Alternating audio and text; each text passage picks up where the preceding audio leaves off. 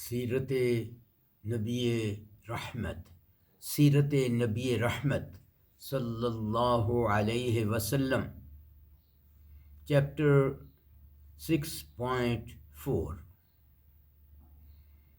رسول اکرم صلی اللہ علیہ وسلم کی دور اندیشی۔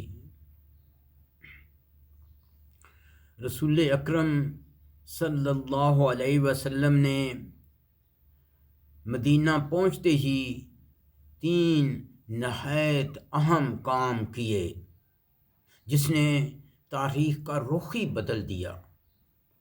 نمبر 1، مساجد کی تعمیر۔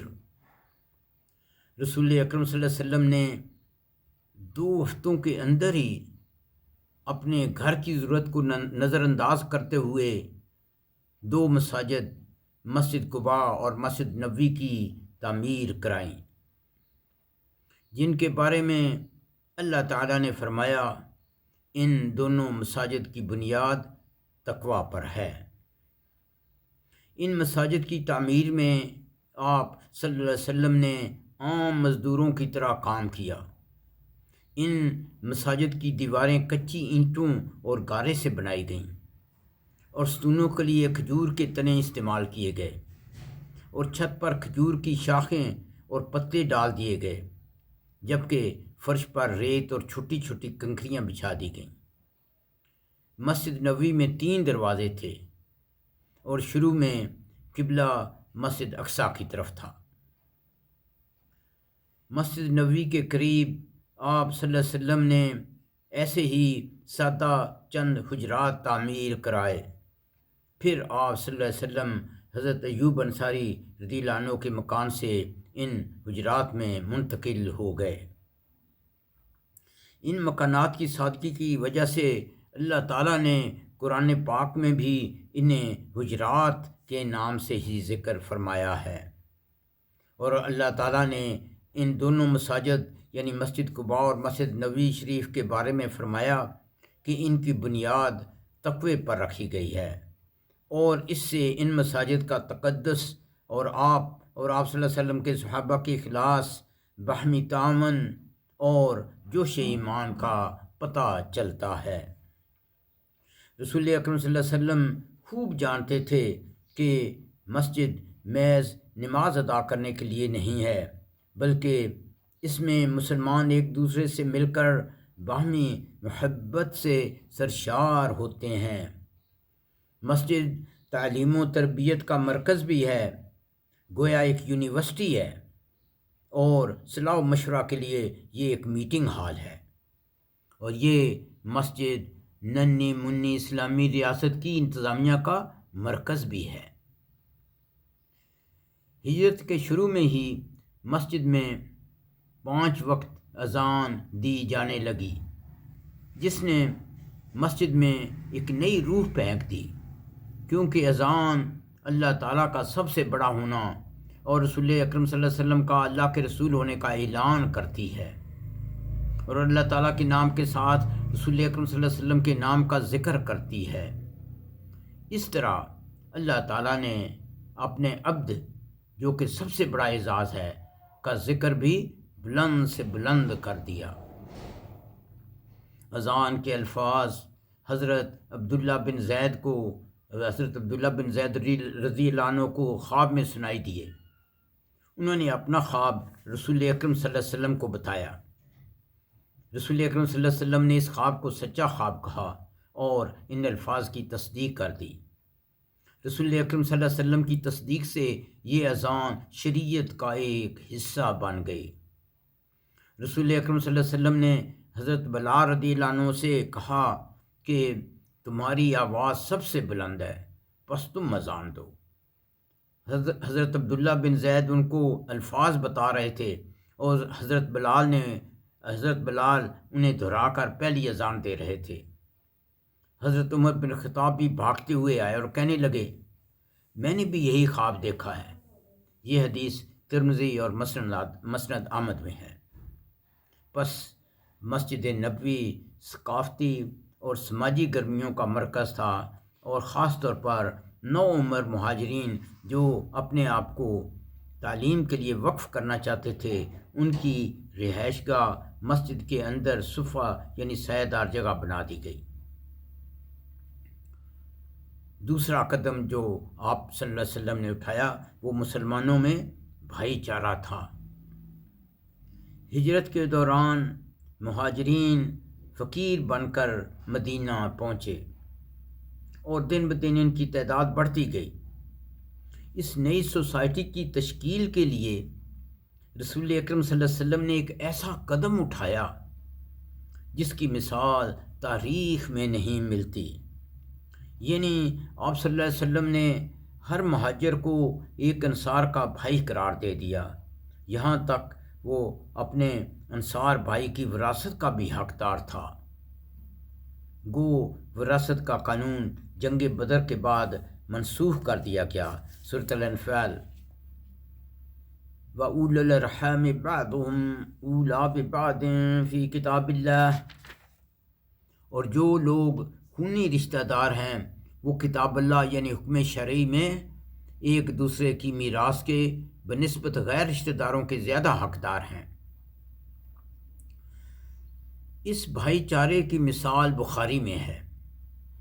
رسول اکرم صلی اللہ علیہ وسلم نے حضرت عبد الرحمن بن عوف اور حضرت سعد بن ربیع میں بھائی چارہ کرا دیا۔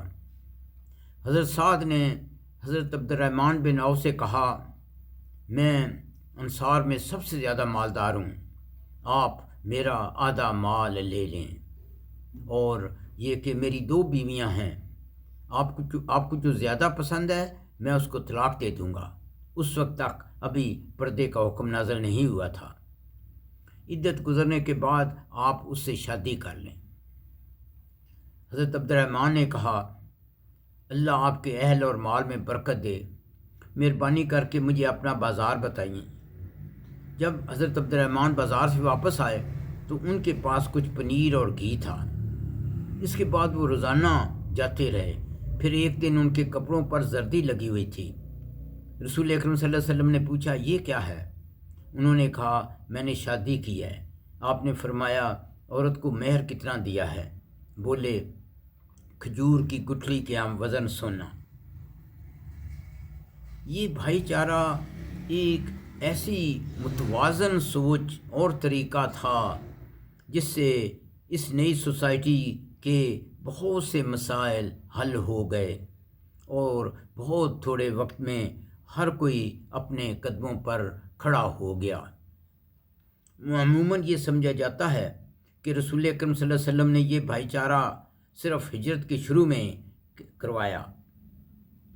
یہ بات درست نہیں۔ مثلاً ہم دیکھتے ہیں کہ حضرت جعفر بن طالب رضی اللہ عنہ 7 ہجری کو مدینہ میں تشریف لائے تو رسول اکرم صلی اللہ علیہ وسلم نے ان کو حضرت معاذ بن جبل رضی اللہ عنہ کا بھائی بنایا۔ اسی طرح حضرت معاویہ بن ابو سفیان نے فتح مکہ کے بعد اسلام قبول کیا اور رسول اکرم صلی اللہ علیہ وسلم نے ان کو حضرت حداد بن سیمی کا بھائی بنایا۔ بس رسول اکرم صلی اللہ علیہ وسلم نے پوری زندگی مہاجرین اور انصار میں بھائی چارے کرائے۔ یہ ایک بہت اہم سنت ہے، جس کو ہم بھول چکے ہیں۔ ہمیں ہر زمانے میں ہر جگہ اس سنت کریمہ پر عمل پیرا ہونا چاہیے۔ قاضی سلیمان منصور پوری نے اپنی کتاب رحمۃ اللہ عالمین میں ان سب بھائی چاروں کی تفصیل سے ان بھائی چاروں کو تفصیل سے درج کیا ہے۔ تیسرا قدم جو رسول اکرم صلی اللہ علیہ وسلم نے اٹھایا وہ معاہدہ مدینہ تھا۔ جب رسول اکرم صلی اللہ علیہ وسلم مدینہ تشریف لائے تو یہاں مسلمان یعنی مہاجرین اور انصار اور یہود اور مشرکین تھے۔ جنگ بدر کے بعد ان میں بعض مشرکین منافقین کا ٹولہ بنے۔ رسول اکرم صلی اللہ علیہ وسلم نے مدینہ میں لیو اینڈ لیٹ لیو کی پالیسی اختیار کی، یعنی مدینہ شہر کے لیے ایسا معاہدہ بنایا کہ سب گروپ اپنی اپنی مذہبی اور سماجی آزادی سے رہ سکیں۔ بس اس معاہدہ میں ہر گروپ کے یکساں حقوق تھے۔ الف مسلمانوں سے متعلق دفعات یا شرائط۔ نمبر 1، سب مسلمان ایک امت ہوں گے۔ نمبر 2، ہر مسلمان قبیلہ اپنے قیدی، غلاموں، غرباء اور خون بہا کا خود ذمہ دار ہوگا، اور وہ اپنے مسائل اپنے قوانین کے مطابق خود ہی حل کریں گے۔ نمبر 3، سب مسلمان کسی ظالم کے خلاف متحد ہوں گے، خواہ وہ ظالم انہی میں سے ہو۔ یہ شرط مکہ میں حلف الفضول کی کسی دفعہ تھی کی شرط سے، یہ شرط مکہ میں حلف الفضول کی شرط کی طرح کی شرط تھی۔ نمبر 4، ہر مسلمان کو حق ہے کہ وہ کسی دوسرے شخص کو امان دے سکتا ہے۔ بے یہود سے متعلق دفعات یا شرائط۔ نمبر 1، سب یہود ایک امت ہوں گے۔ نمبر 2، یہود اپنے قیدی، غلاموں، غرباء اور خون بہا کے خود ذمہ وار ہوں گے اور اپنے مسائل اپنے قوانین کے مطابق خود ہی حل کریں گے۔ نمبر 3، اگر کوئی اس معاہدہ مدینہ کی خلاف ورزی کرے گا تو مسلمان اور یہود مل کر اس سے لڑائی کریں گے، اور مسلمان اور یہود اس لڑائی کا خرچ برداشت کریں گے۔ نمبر 4، کوئی یہودی بغیر بتائے مدینہ کو نہیں چھوڑ سکتا۔ نمبر 5، اگر کوئی یہودی اسلام قبول کرنا چاہے تو اس کے ساتھ ناانصافی یا ظلم نہ کیا جائے گا۔ جیم، مشرکین سے متعلق جو شرائط یا دفعات۔ کوئی مشرک کسی قریشی مشرک کو اور اس کے مددگاروں کو پناہ نہ دے گا، خواہ یہ اس کی زندگی کے بارے میں ہو یا پیسوں کے بارے میں، پس مشرکین کو غیر جانبدار رہنا ہوگا۔ دال، عام دفعات، عام شرائط اس معاہدہ مدینہ کی۔